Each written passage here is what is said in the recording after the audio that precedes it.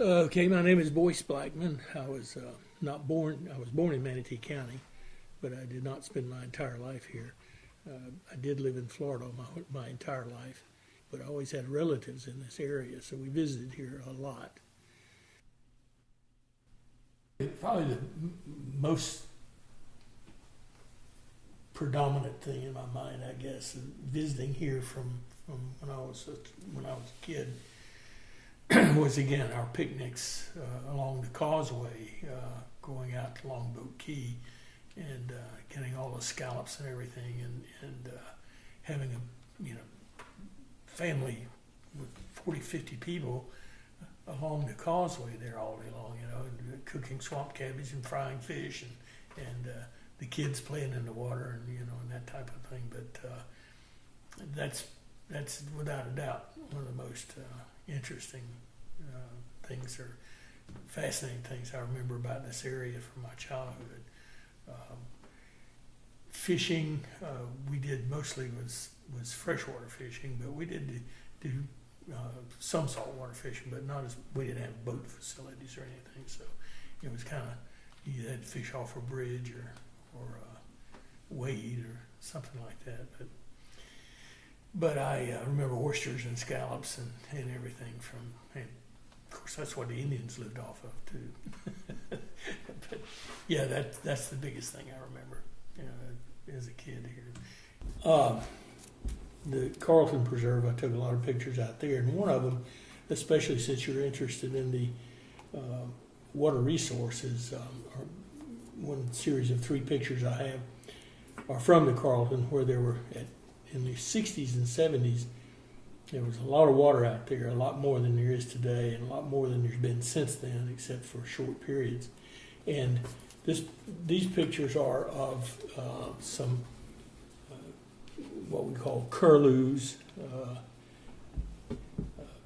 that were on a wetland out there, which were pretty typical, where you drive up in a buggy, or if you're walking through the woods and you come up on a pond, you could hear these curlews out there, ibises, white ibises is what they are, and they'd make these little grunting noises like and there'd be thousands of them on this pond, and you walk up and they would panic and fly up in the air about 10 feet and just hover, and then after things calm down, they just settle right back down in the water.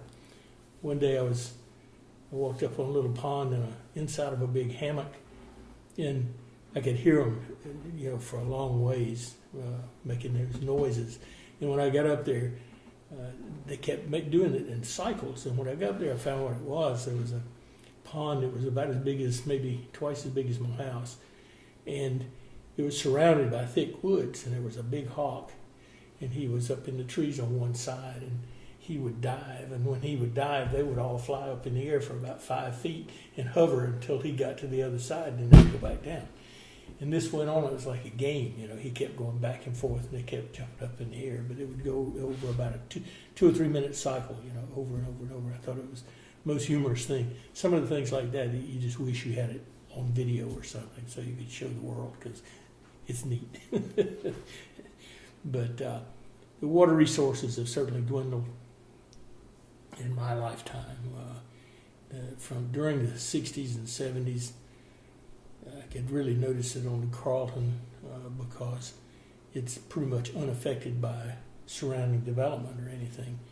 I mean, it's such a large tract of land, and it's protected on two sides by Myakka State Park. So it just doesn't have detrimental influences on it by development anywhere.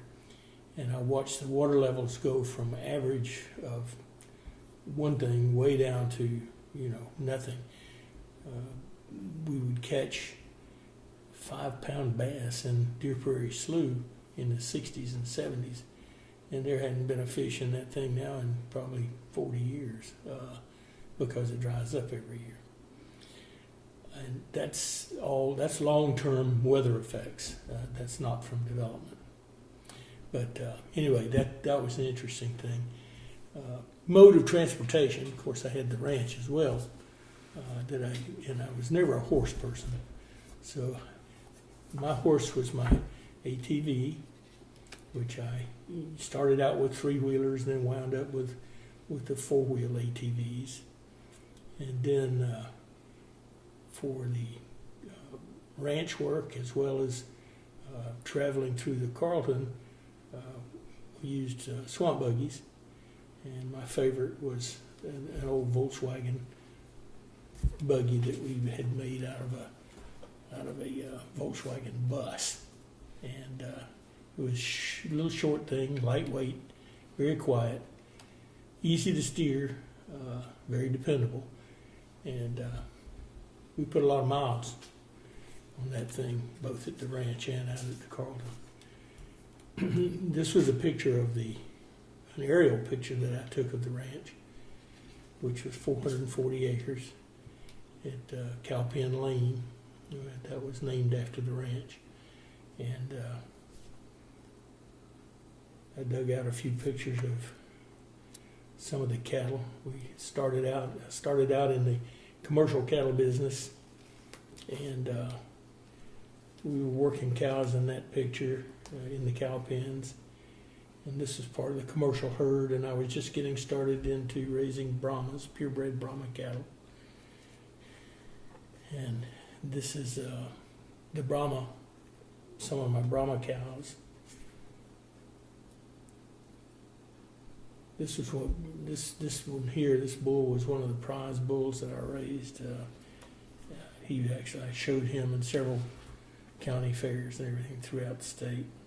John McCarthy, who is, I don't know what his position is now, but he keeps moving up. He asked me to lunch one day and asked me if I would be interested in attending a survey, a meeting of a group of people. It was about 30 of us, I guess, 25, 30. Environmentally oriented people, and I, being in the cattle business at that time, was part of that too. They started this group, and they started discussing ways to help the county maintain these properties and keep them in the forefront of everyone's mind. And the Friends of the Sarasota County Parks was born.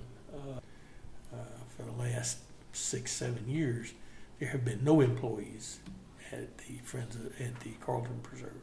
It's all been run by Friends of the Carlton. And it's great that we have that kind of volunteerism, but I think it imposes a pretty big burden on those people to keep these facilities going. That's a huge facility, and it's a big responsibility. So I think we need a little more help in that regard in operating these Friends of the Parks, instead of depending on the volunteers entirely. Everything kind of flows from one thing to the next, and I've still got one more phase to go. It's total retirement. And we're trying to plan for that because nobody lives forever. Even though so far so good, but there will be an end at some point. So we're planning on our next life, which will be much more compact, let's say, and less intensive lifestyle and all that kind of stuff. But we really hate to lose this. To leave this place. This is paradise. This is what it's all about. This is old Florida. This is where the Indians chose to camp. So it's my friends like Rodney Potter, he says, you live right next to heaven, and I believe that.